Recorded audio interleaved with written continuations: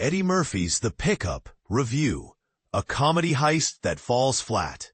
Eddie Murphy's latest comedy, The Pickup, is a disheartening addition to his filmography, arguably ranking as the most disappointing of his recent works. Yes, you heard that right. It's even less impressive than 1,000 Words, a film so lackluster that it prompted Murphy to step back from comedy for a while. It also surpasses Norbit in terms of mediocrity, a film that many believe cost him an Oscar nomination for his role in Dreamgirls. In those previous misfires, Murphy still managed to showcase his talent, whether through elaborate makeup or his undeniable charisma, often transforming subpar scripts into something entertaining. However, in this direct-to-Prime Video release, he appears to be struggling, looking more like a reluctant participant than a leading man in a heist movie. It's quite a feat to render Murphy unfunny, yet this film accomplishes that with surprising ease. Despite being surrounded by a talented ensemble cast, including the versatile Eva Longoria, the comedic Pete Davidson, and the incredibly funny Keke Palmer, the film is let down by a script crafted by Kevin Burrows and Matt Miter, who are primarily known for a web series featuring anthropomorphic lobsters. The result is a tedious 90 minutes that may feel like an eternity, especially if you manage to stick it out until the end. At this stage in his career, Murphy shines brightest when he taps into nostalgia, whether by revisiting beloved classics like Coming to America and Beverly Hills Cop Axel F., or by embracing his playful side in films like Dolomite Is My Name and Candy Cane Lane. Unfortunately, The Pickup fails to capture that essence. Instead, Murphy portrays Russell, an armored truck driver, eagerly counting down the days until his retirement, in a scenario that feels like a derivative take on the original Lethal Weapon. Davidson plays Travis, the bumbling partner who nearly causes chaos at a bank after misinterpreting a flirtation as a robbery. While his instincts are not entirely misplaced, his romantic interest, Zoe, played by Palmer, ends up extracting sensitive security information from him. This blunder ultimately leaves both him and Russell exposed to a heist while on their delivery route. This sets the stage for the second act, which is a tired imitation of Ocean's 11. At one point, Zoe describes her heist as just another big score in a flawed capitalist system. But this line pales in comparison to the forced romantic tension between her and Travis, which the film tries hard to emphasize, even referencing Davidson's rumored prowess.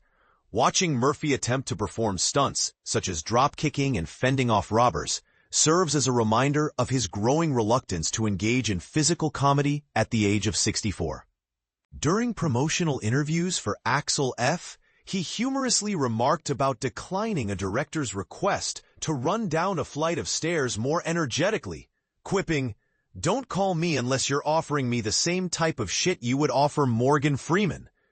The action sequences in The Pickup are almost unbelievable. Longoria appears mid-action in a manner reminiscent of Taraji P. Henson's surprise entrance in Acrimony. In one scene, Russell ejects one of Zoe's henchmen from their speeding armored truck onto a car behind them. The henchman miraculously survives the fall and continues to fight. Meanwhile, bullets are flying everywhere, yet the only significant injury occurs to the chop shop owner, played by Marshawn Lynch, a football star known for his ability to fend off aggression. The absurdity continues, with Lynch's character being named Chop Shop, without any acknowledgement of the ridiculousness of it. The film fails to utilize the comedic potential of Lynch or Andrew Dice Clay, who portrays the truck depot manager. The squandered comedic talent is almost criminal, and the pedestrian costumes designed by Ruth Carter do little to elevate the film. One can't help but wonder if director Tim Story, known for hits like Barbershop and Ride Along, had his vision compromised, or if he was simply eager to showcase as many explosions as possible. In an early scene, as the buddy cops begin to bond, Russell shares his dream of opening a bed and breakfast after retirement, prompting Travis to question this career shift. He tells Russell, "Your generation can't pivot," which feels like a direct commentary on Murphy himself, who perhaps should have been more discerning in choosing a full-on action comedy script at this stage of his career. While this film is unlikely to tarnish Murphy's cherished legacy, especially with his upcoming role as Inspector Clouseau on the horizon, those who dare to watch this heist film will likely remember it as a time they felt trapped in a lackluster experience. Stargazing, the Pickup Premiere Comic-Con 2025 highlights. The spotlight was absolutely electric this week as stars from coast to coast dazzled audiences with their vibrant appearances, making it clear that summer's celebrity scene is more alive than ever. But here's where it gets controversial. Is all this glitz merely for show, or does it signal something deeper about the entertainment world's relentless pace? Let's dive into the highlights. From the bustling streets of New York to the sunny vibes of Los Angeles, the red carpets have been ablaze with iconic moments that fans won't forget anytime soon. Whether these were exclusive movie premieres, dynamic panel discussions, or high-energy live concerts, stars brought a blend of unforgettable style, charisma, and powerful presence everywhere they went. In Los Angeles, the atmosphere was charged with excitement as Keke Palmer and Eddie Murphy turned heads at the world premiere of the much-anticipated film, The Pickup. Their radiant energy on the red carpet perfectly captured the blend of glamour and genuine charisma that keeps audiences hooked. Meanwhile, laughter was the star of the show across town in El Segundo, where Cedric the Entertainer and Anthony Anderson championed the Happy Gilmore 2 event, reminding everyone why comedy remains a cornerstone of pop culture. Across the ocean, the sun-soaked shores of Saint-Tropez witnessed Jamie Foxx stepping out with his daughters, Corinne and Annalise, at an elegant summer gala showcasing that star power truly runs in the family. Back stateside in San Diego, the ever-popular Comic-Con 2025 was in full throttle. Legendary figures such as Queen Latifah, Sterling K. Brown, and Tiffany Haddish graced the event, bringing their unique flair to one of the most anticipated gatherings in the geek and entertainment calendar. The buzz wasn't just confined to the West Coast or overseas. New York and Atlanta had their share of major moments too. From Kwame Onwuachi's culinary spotlight in Brooklyn to music legends Jeezy, Akon, and Big Sean lighting up Georgia's capital, these cities have proven their undeniable pull on the cultural map.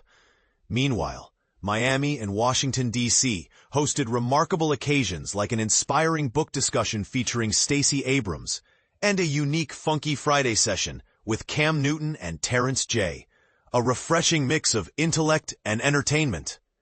No matter which city you looked at, one thing was crystal clear. The energy was contagious and the stars were shining their brightest. Here's a closer look at some unforgettable moments from this week's stargazing. Keke Palmer and Eddie Murphy commanding attention at the Pickup premiere. Sky Jackson making a stylish entrance at the same world premiere event. Golden Brooks showcasing effortless elegance. Algie Smith arriving with flair at Regal LA Live. Cedric the Entertainer and Anthony Anderson lighting up the Happy Gilmore 2 red carpet. DJ Head doing what he does best behind the decks, energizing the crowd. Lou Young making a notable appearance at the Happy Gilmore 2 premiere. Former NFL stars Fred Taylor, Ryan Clark, and Channing Crowder adding star power to the event. Derrick Henry showing up to support the Happy Gilmore 2 world premiere. Kid Cudi bringing his unique style to New York City's scene. Treasure Wilson also in attendance at the Happy Gilmore 2 premiere. Keisha Cole representing in Atlanta with style. Carrie Hilson adding soulful vocals during the Keisha Cole The Way It Is 20th anniversary tour. Candy Burris attending the exclusive private screening of Sin the Movie. Danielle Brooks stopping by the SiriusXM studios for an engaging visit. Chef Kwame Onwuachi connecting with fellow culinary aficionados at the American Express Culinary Collective. Queen Latifah sharing insights at the Lucas Museum of Narrative Art panel. Sterling K. Brown gracing the 2025 Comic-Con with his presence. Tiffany Haddish participating in Hulu's Solar Opposites event.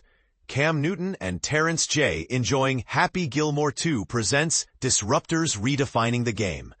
Lovey Simone celebrating Clive Bailey Jr.'s 40th birthday. Atlanta's music scene buzzing with Akon, Dig Sean, and Jeezy. Corinne, Jamie, and Annalise Fox illuminating the Summer Gala in France. Stacey Abrams captivating audiences discussing her latest novel. The dynamic duo of Craig Robinson and Danielle Brooks catching up on the scene. And this is the part most people miss. While these glamorous events may seem like mere entertainment, they reveal powerful cultural connections and the complex interplay between celebrity influence and audience engagement. Are these appearances strategic moves to maintain relevance? Or genuine celebrations of art and community? What do you think? Do these star-studded moments inspire real change, or are they simply well-choreographed spectacles? Share your thoughts below and join the conversation.